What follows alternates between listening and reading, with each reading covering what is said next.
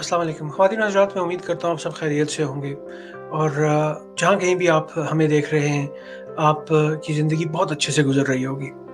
मेरी आज के मेहमान भी एक ऐसी शख़्सियत हैं, जिनको मिलने के बाद आपको अंदाज़ा होगा कि अज़ीम लोग बनाए नहीं जाते हैं, एक वदीयत होती है अल्लाह की तरफ से एक इनाम होता है।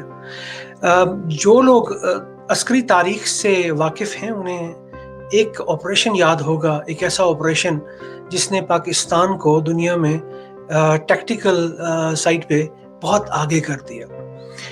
जिसको दुनिया का बुलंद तरीन महाज़ जंग सियाचिन पता है, वो इस नाम से वाक़िफ़ है। मेरे आज के मेहमान सितारे जुर्रत मेजर नवीद हैं, जो हमसे पाकिस्तान से बराह रास्त बात करेंगे।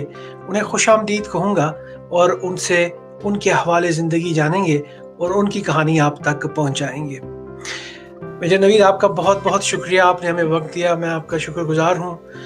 सबसे पहले ये फ़रमाइए कि ज़िंदगी कैसी गुज़र रही है?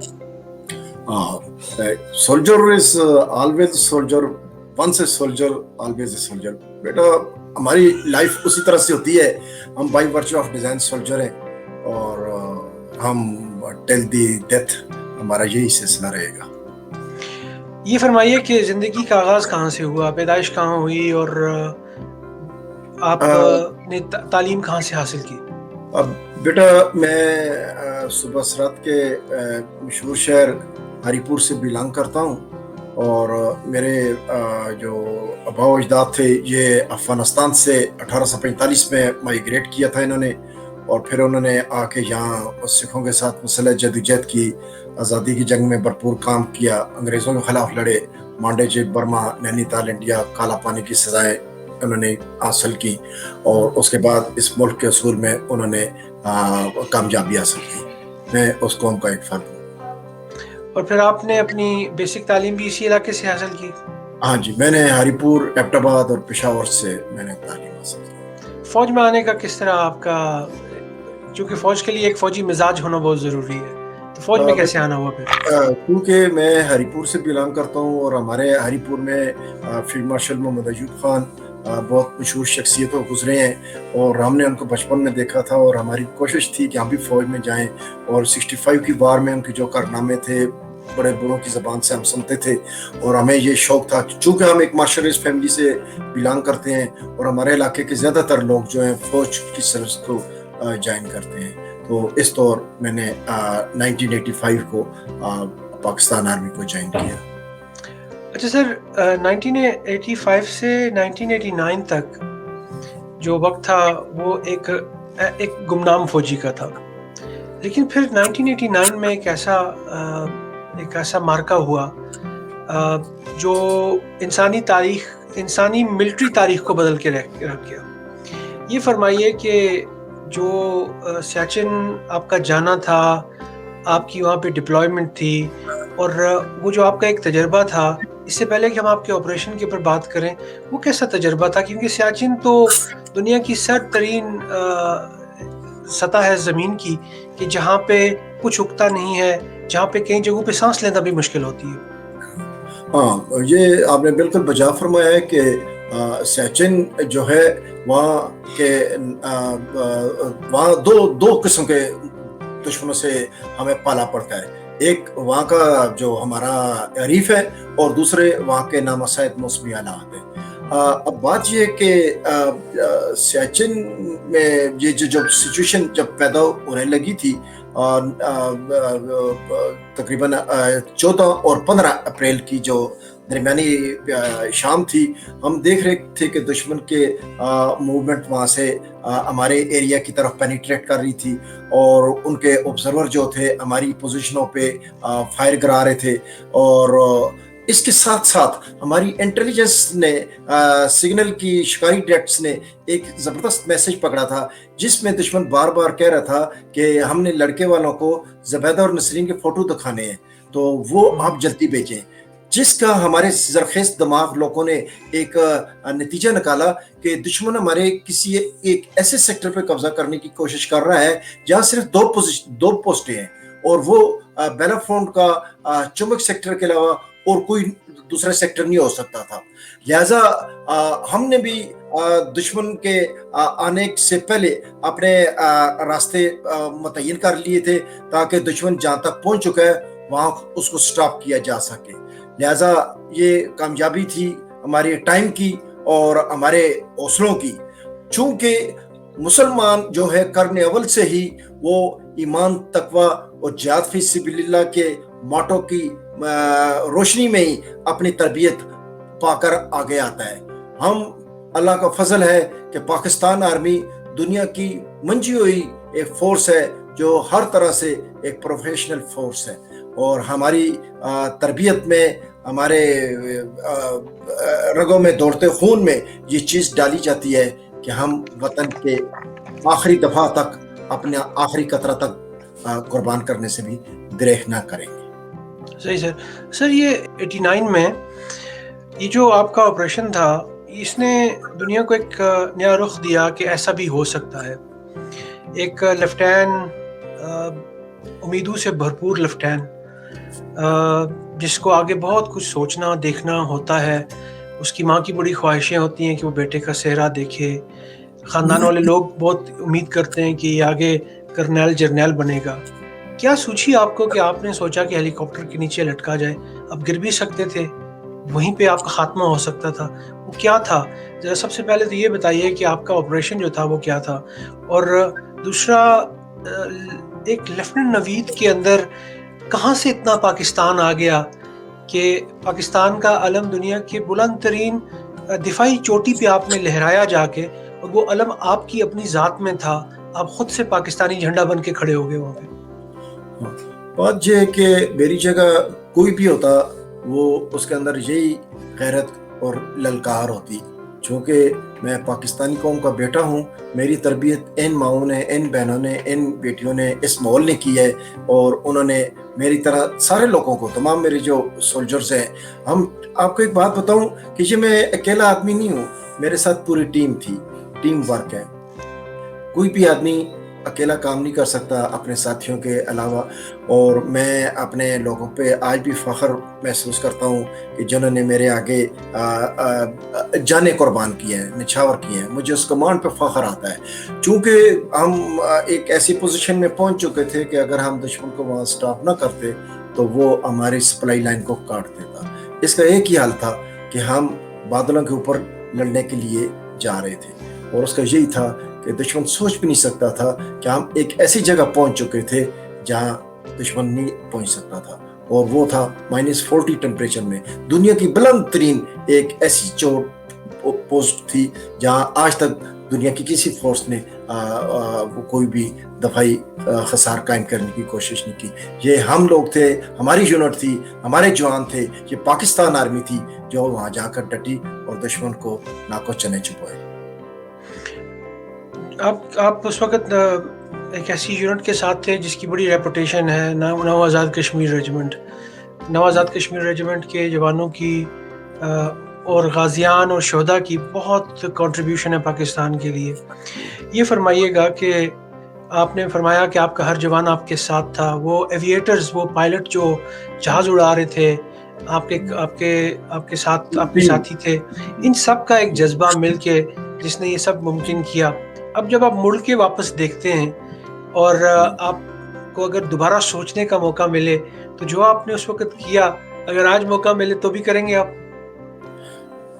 बात ये होती है जी कि हमारा मुल्क, हमारी आज़ादी हमारी जान से ज़्यादा अजीज़ है, इसमें कोई क्वेश्चन नहीं। सही। एक बड़ा मिसकॉन्सेप्शन है, लोग हमेशा कहते हैं कि ना वहाँ घास उगती है, ना वहाँ पे कोई आसाइश है, ना कोई रिहाइश है, तो फिर क्यों बादलों के ऊपर हम बैठे हुए हैं? क्या जवाब देंगे उन लोगों को? देखिए जी, ज़रूरत नहीं होता कि वहाँ से तेल निकले, वो हमारी जगह है, और मैं आपको बताना चाहता हूँ कि पाकिस्तान कायम रहने के लिए बना है, और आखिरी क़यामत तक ये कायम रहेगा। कोई आदमी इसको ख़त्म करने की कोशिश करना चाहे भी तो वो नहीं कर सकता। सर, आप जब उस चोटी से उतरे तो आप फ्रॉस्ट बाइटेड थे, आप की बहुत हालत ख़राब थी, आपके साथियों का भी यही हाल था। लेकिन जब आपने आँख खोली और आपको लोगों ने देखा, तो एक लम्हे में आप एक सेलिब्रिटी बन चुके थे, आप एक कौमी हीरो थे। मैं कह सकता हूँ कि हमारे लिए आप हमारे वक्त के सुपरमैन थे और आज भी हैं। क्या महसूस किया फ़र्क आपने अपने अंदर और उन लोगों के दरमियान जिनमें आप पहले थे? कुछ फ़र्क आया?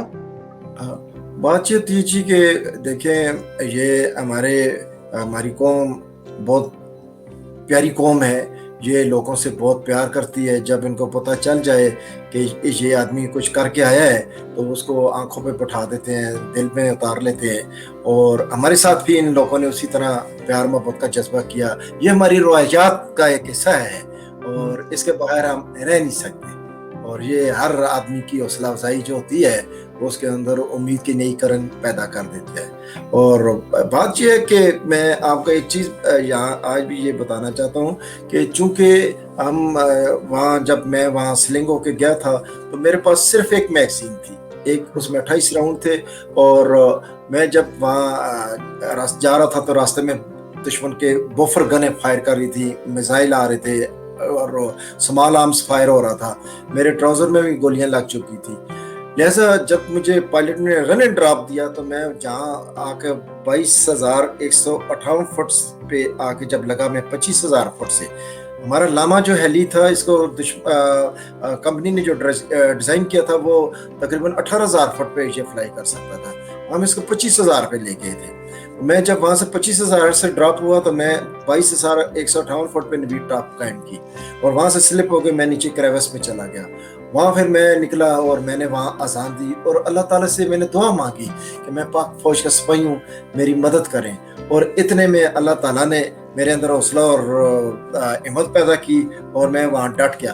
फिर मेरे 36 मिनट के बाद एक SSG का जवान ड्रॉप हुआ और इस तरह 3 दिन हमने एक मैगजीन के साथ दुश्मन का ब्रिगेड माइनस अटैक हमने न स्टॉप किया हुआ था बल्कि उसको रिपल्स किया, बल्कि हम सर्वाइव भी कर रहे थे। और 21 और 22 अप्रैल को हमारी रीइंफोर्समेंट आने तक हमने उस एरिया को महफूज बना दिया था।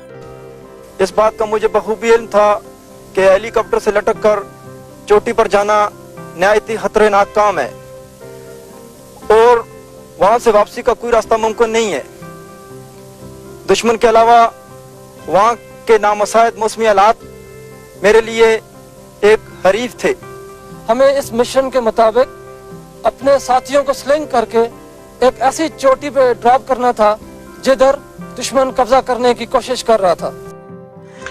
सर ये फरमाइएगा कि वो जो एक लम्हा होता है जब इंसान को अल्लाह ताला ने कुछ अता करना होता है, जब आपके उस रिच पे, उस चोटी पे, उस बेस पे, नवीद बेस पे जब नवीद के कदम पड़े तो उस वक्त आपके जहन में क्या था? चूँकि कुछ लम्हात ऐसे होते हैं जिन्हें आप कभी भूल नहीं पाते और मुझे पूरा यकीन है कि आपकी ज़िंदगी का ये सबसे रिमार्केबल लम्हा था। क्या आपके जहन में क्या था, क्या फीलिंग्स थी उस वक्त आपकी? बच्चे, मेरी एक ही चीज़ थी कि मैंने कहा था कि आज हमने इनसे ईस्ट पाकिस्तान का बदला लेना है। और मैं आपको बताऊं, जब हमने सक्सेस सिग्नल दिया कि मनाओ जश्न 12 इस एहतियात के साथ, किसी चिराग की लौ से किसी का घर न चले, तो उसमें मैंने इंडियन को यही मैसेज दिया था कि आज हमने आपसे ईस्ट पाकिस्तान का बदला लिया है। और मेरी तरह बाकी लोगों के भी अंदर ये एक लावा उभर रहा था। हम चाहते थे 10 बस्ता इनके साथ जाके 2-2 हाथ करें, लिहाजा वो उतनी नौबत नहीं आई। हम पाकिस्तानी हैं, हमारे साथ हमारे बुजुर्गों की दुआएं हैं, फ़कीरों की दुआएं हैं। ये मुल्क जो है ये बना ही इसीलिए है कि क़यामत तक कायम रहेगा। इसको कोई ख़त्म करना चाहिए तो वो खुद ख़त्म हो जाता है। आप देख लें दुनिया के उन लोगों के हालात। सही। उसके बाद आपके कैरेक्टर को एक बहुत मशहूर ड्रामे में फीचर किया गया, अल्फा ब्रावो चार्ली में एक वही आपका ऑपरेशन दिखाया गया। कुछ उस हवाले से बताएंगे कि उस रिप्रेजेंटेशन के बाद आपका क्या ख्याल था? सियाचिन में मेरा स्लिंग ऑपरेशन वाला मिशन और उसके बाद मेरी दोनों बाजुओं और टांगों का कटना सियाचिन में एक्चुअली हो चुका है। फर्क सिर्फ ये है कि दोनों बातें 2 मुख्तलिफ लोगों के साथ हुई हैं। हेलीकॉप्टर से लटक के 22,000 फुट ऊंची पीक पे 9 AKA कैप्टन नवीद गए थे। कैप्टन नवीद अब मेजर नवीद हैं और मेरे साथ मौजूद हैं। इन्हें 17 जुर्रत मिला था और वो पोस्ट भी नवीद टॉप के नाम से मशहूर है। लेकिन जैसा कि आप देख रहे हैं कि इनकी टांगें और बाजू सब ठीक ठाक हैं। टांगे और बाजू कैप्टन अब्बासी के कटे थे। कैप्टन अब्बासी भी अब मेजर अब्बासी हैं और इन्हें तमगा बसालत मिला था। अच्छा मेजर नवीद सर, आप सच से बताएं कि आपका अपना किया हुआ मिशन स्क्रीन पे मुझे करते देख के कैसा लगा आपको? बहुत अच्छा लगा यार। मुझे अफसोस बस इस बात का है कि आपके मिशन की फोटोग्राफी बहुत खूबसूरत हुई है, जबकि हमारी दफा एक शॉट किसी ने लिया था, वो भी VHS कैमरे से, जिससे ये पता ही नहीं चलता कि ये मैं हूं या कोई और, सिर्फ एक नुक्ता सा उड़ता हुआ दिखाई देता है। मुझे तो कसमें खा खा करके लोगों को ये बताना ही पड़ता है कि ये मैं ही हूँ। सर ये कमाल तो है ना फिर फोटोग्राफी का। बात ये होती है कि इस चीज़ ने हमारे इस एक्शन को बहुत दुआम बख्शा। बाद में बच्चों के सिलेबस में भी, टेक्स्ट सिलेबस में भी इसका हिस्सा बनाया गया, और अब मैं जहाँ भी कहीं जाता हूँ तो वो मुझे जब उनको पता चलता है ये है वो फलां आदमी है, तो वो बड़ी रिस्पेक्ट देते हैं। ये चीज़ें पार्ट ऑफ लाइफ हो जाती है। और मैं इसके साथ एक और आपको चीज़ मेंशन करूं कि जब मैं सचिन छुट्टी से घर आया हुआ था तो मेरी मंगनी हुई थी, तो मेरी जब मंगनी हुई तो मेरी मदर इन लॉ ने मुझे कहा कि तुम अब कप्तान हो तो तुम्हारी शादी उस वक्त करेंगे जब तुम कप्तान बनोगे। तो मैं जब गया सचिन में तो ये एक्शन हुआ, तो ना सिर्फ मैं कप्तान बन गया बल्कि मुझे SJ मिल गया। तो उस पे एक हमारे अखबारों में आ गया कि नवीद के हाथ पाँव कट गए, ये हो गया, वो हो गया, फलां हो गया। तो उस पे ये हुआ कि मेरी बेगम ने जब देखा कि ये एक ठीक ठाक लड़का जिसकी मेरे साथ मंगनी हुई है, तो 15 दिन के अंदर अंदर इसके हाथ पाँव कट गए हैं, तो ये उसने फिर अल्लाह ताला से एक दुआ मांगी कि अल्लाह, लोग कहेंगे कि ये बड़ी अजीब तरह की बात हुई है, मैं अपनी सेहत और ज़िंदगी इसको देती हूँ और उसकी बीमारी खुद कबूल करती हूँ। और वो हुआ कि आज वो व्हील चेयर पे आ गई है, मैं ठीक हो गया हूँ। इसमें बहुत ज़्यादा करामात हुई, बहुत ज़्यादा इनामात मिले, और मुझे समझ नहीं आती कि ये हमारे साथ क्या हुआ क्या नहीं हुआ। और मुझसे भी हुए, एंजॉय भी किया। और आपको पता है कि कामयाबी जो होती है वो सेहरा होता है, तो मैं उसको बहुत एंजॉय करता हूँ। और खुदा सरखरू करे हर एक कहता है कि मैं बाइज्जत हूँ। अच्छा, आप कुछ अर्सा मोटिवेशनल स्पीकर के तौर पे PMA में भी कैडेट से बात करते थे। ये फरमाइए कि हमारी जो फ़ौज है, पाकिस्तान की जो फ़ौज है, उसने अपना लोहा मनवाया हर जगह पे। जो अभी आपके बाद लोग आए, उनको एज अ रोल मॉडल आप क्या पैगाम देते हैं, क्या कुछ बताते हैं मोटिवेट करने के लिए? आपका क्या पैगाम होता है? असल में प्रॉब्लम ये है जी कि हमारे जो लोग हैं आजकल वो उस तरह की सिचुएशन रही नहीं है। आज लोग को मोटिवेट हो नहीं सकते। पुराने दौर में ये होता था, उजरे होते थे, बड़े बूढ़े होते थे, वो बताते थे ये हुआ है, आलमी जंगों में गए हैं, फलां कुछ हुआ है। चक्कर ये होता है कि अभी लोग स्टडी भी नहीं करते, बुक्स नहीं पढ़ते, उनको नॉलेज नहीं होता। जब तक आपके पास नॉलेज नहीं होगा, जब तक आप इन चीज़ों को नहीं समझेंगे। अब मैंने एक दफ़ा डॉक्टर गोबल्स के बारे में सुना हुआ था कि हिटलर का ये मिनिस्टर था और ये प्रोपेगेंडा सेल का इंचार्ज था, और ये इतना झूठ बोलता था, दुनिया इसको सच समझती थी। हम वायरलेस पे गलत मैसेज पास करते थे कि हमने कैदी पकड़े, बताएं इनको गोली मार दें या जिंदा नीचे लाएं। वो कहते नहीं, इनको गोली नहीं मारनी, इनका जिंदा नीचे भेजें, हम जिनेवा कन्वेंशन के तहत बिहेव करेंगे। और दुश्मन की सफ़ों में थरथरी मच जाती थी कि इन्होंने हमारे लोग कहाँ से पकड़ लिए हैं। ये एक राज का एक तरीकाकार होता था, जबकि हमारे पास एक मैगजीन थी और दूसरी तरफ ब्रिगेड था, और यही वो चीजें थी कि जहां हम दुश्मन को खराब कर रहे थे और उसको समझ नहीं आ रही थी। जबकि दुश्मन के लोग हमें वायरलेस पे अनपार्लियामेंट्री लैंग्वेज इस्तेमाल करते थे, और उनको हम कहते थे कि आप प्रोफेशनल तरीके से लड़ें, हम जब आप पकड़े जाएंगे हम आपको मारेंगे नहीं, आपको गालियां नहीं देंगे। ये बड़ी अजीब सी बात है कि आप हमें इस तरीके से पेश आ रहे हैं, जो कि एक बुरी बात है। सोल्जर को इस तरह नहीं करना चाहिए। सही। अच्छा, हमारा जो मीडिया है इस वक्त पाकिस्तान में, वो हमेशा से ख़ुद को एक सतून के तौर पे मनवाने की कोशिश करता रहा है, और बहुत सी चीज़ों को उस अंदाज से बयान नहीं किया गया। सियाचिन के हवाले से ये मेरी कम इल्मी समझें या फिर ये हकीकत है कि उतना लिखा पढ़ा बोला बुलवाया सुना सुनाया नहीं गया जितना किया जाना चाहिए था। हमें किताब चाहिए हो तो उसके लिए भी हमें इंडियन वर्जन मिलता है, ہمیں ڈاکیومنٹری دیکھنی ہو تو بھی اس کے لیے ہمیں انڈین ورژن ملتا ہے. جیسا کہ آپ نے کہا کہ ایک سپاہی ایک سولجر پروفیشنل ہوتا ہے اور جو اس طرف اپنا کام کر رہے ہیں ڈپلائڈ ہیں وہ بھی اپنا کام کر رہے ہیں, وہ بھی بقول ان کے اپنی دھرتی کو پروٹیکٹ کر رہے ہیں. یہ فرمائیے کہ یہ سیاچن کے اوپر کم لکھنے یا بولنے یا پڑھنے یا پڑھانے کی وجہ کیا ہے؟ اصل میں زیادہ تر لوگوں کو اس کی طرف رجحان نہیں, اور دوسرا یہ ہے کہ یہ گیاری کے ایکسیڈنٹ کے دنوں میں ہی کچھ صحافیوں کو لے جایا گیا تھا, اس سے پہلے تو یہ لوگ جاتے ہی نہیں تھے آگے. اور ہونا چاہیے, لوگوں کو بتانا چاہیے کہ ہماری فوج کن نامساعد موسمی حالات میں ملک کا دفاع کر رہی ہے. آکسیجن کی کمی ہے, وہاں ہر چیز جمی ہوئی ہے, فریز ہے, اور برف اڑنا بچھونا ہے. وہاں نہ دن کا پتہ چلتا ہے نہ رات کا پتہ چلتا ہے. وہاں برفانی طوفان چل رہے ہوتے ہیں اور آپ کو کوئی پتہ نہیں ہوتا کہ آپ تھوڑی دیر کے بعد کدھر پہنچے ہوں گے.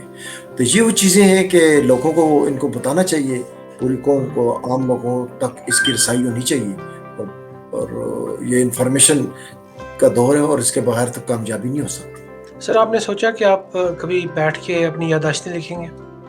جی ضرور ضرور, انشاءاللہ ہونی چاہیے. آنے والی نسلوں کے لیے میں اپنی وار ڈائری جو ہے اس کو پبلک پراپرٹی بنانا چاہتا ہوں. صحیح, یہ تو بہت اچھی بات ہے سر, اور ہم چاہیں گے کہ آپ کی جو وار ڈائری ہے وہ ہم تب تک پڑھتے رہیں جب تک کہ ہم دفاع پاکستان کے مقصد کو اور مطلب کو سمجھ نہ پائیں. میں ایک غیر فوجی شخص ہوں, لیکن آپ جیسے فوجیوں کو پڑھنے کا بہت موقع ملا. یہ فرمائیے گا کہ اب آپ ریٹائرمنٹ کی زندگی جی رہے ہیں اور آپ نے فرمایا کہ جو ایک بار سپاہی بن جاتا ہے وہ ہمیشہ سپاہی رہتا ہے. سپاہ گری کے علاوہ زندگی کی کیا شوق ہے؟ بس مجھے زیادہ تر شوق یہ ہے کہ گارڈننگ, کتابیں پڑھنا, کتابوں کی کلیکشنز میرے پاس بہت زیادہ ہے, اور میں ان چیزوں پہ, اور باقی یہ ہے کہ بس گھومنا پھرنا. صحیح.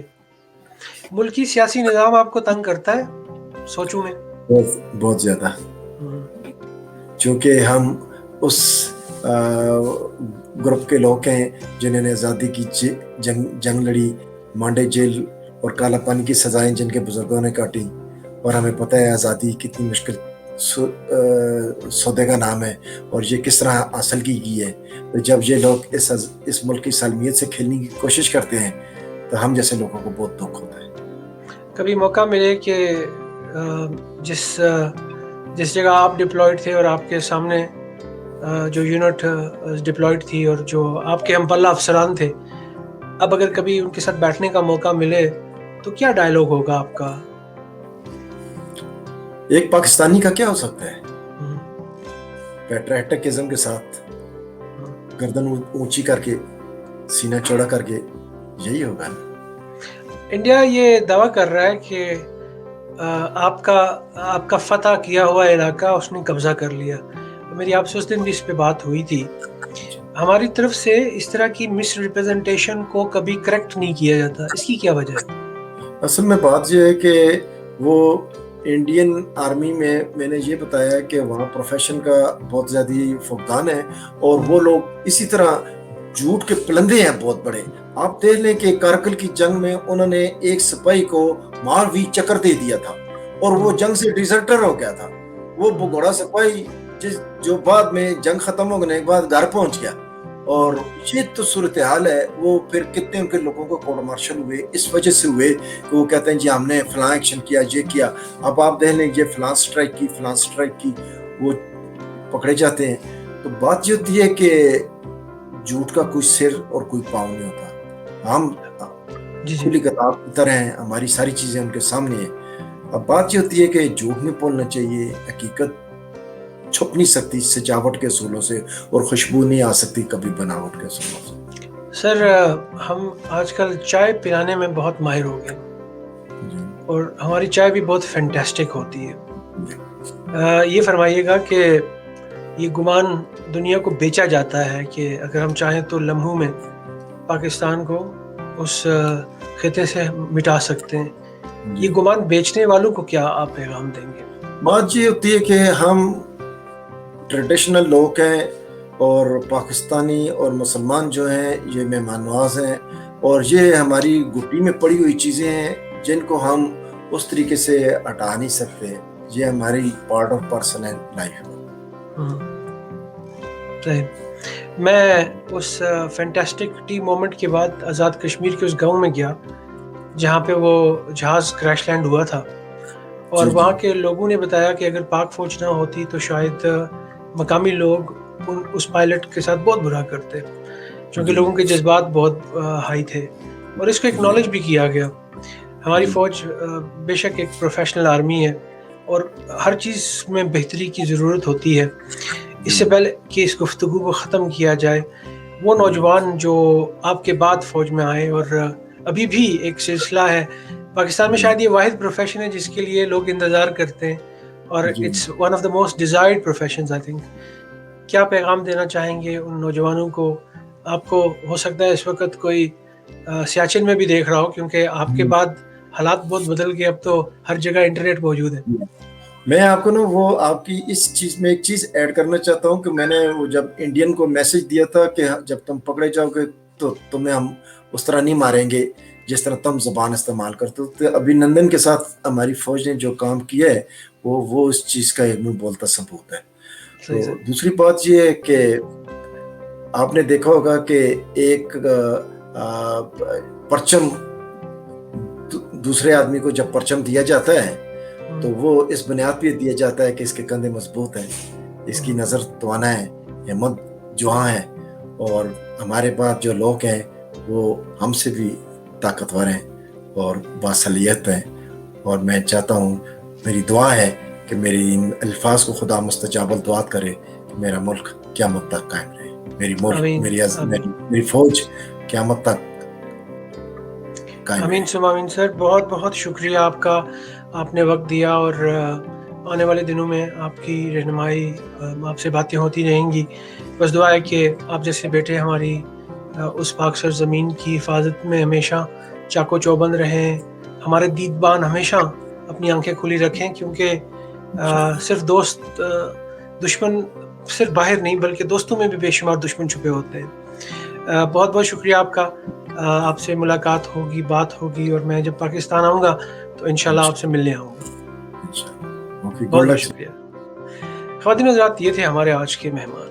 ہمارے آج کے مہمان ایک کھلی کتاب تھے. ہمارے آج کے مہمان ایک ایسی کہانی سنا رہے تھے کہ جس کے اندر وطن سے محبت اور اس تاریخ کا ایک پہلو آپ کے سامنے میں نے پیش کرنے کی کوشش کی جس تاریخ کو ہم نہیں پڑھ پاتے ہیں. آپ جہاں کہیں بھی ہوں اپنا بہت خیال رکھیے گا. آپ کی کہانی سننے کا مجھے انتظار رہے گا. اسکرین پہ دیے ہوئے ای میل ایڈریس پہ آپ مجھ سے رابطہ کر سکتے ہیں، اور میں صرف آپ سب سے یہی کہنا چاہوں گا کہ جہاں تک ہو سکے امن کا پرچار کیجیے، لیکن جب امن آپ کا محافظ، آپ کی فصیل نہ بن سکے تو آپ جو کریں وہ آپ کے ملک کی مفاد میں ہو اور سب سے افضل ہو. اللہ تعالیٰ آپ سب کا حامی و ناصر ہو. اگلے مہمان کے ساتھ پیش ہوتا ہوں، تب تک فی امان اللہ. اللہ حافظ.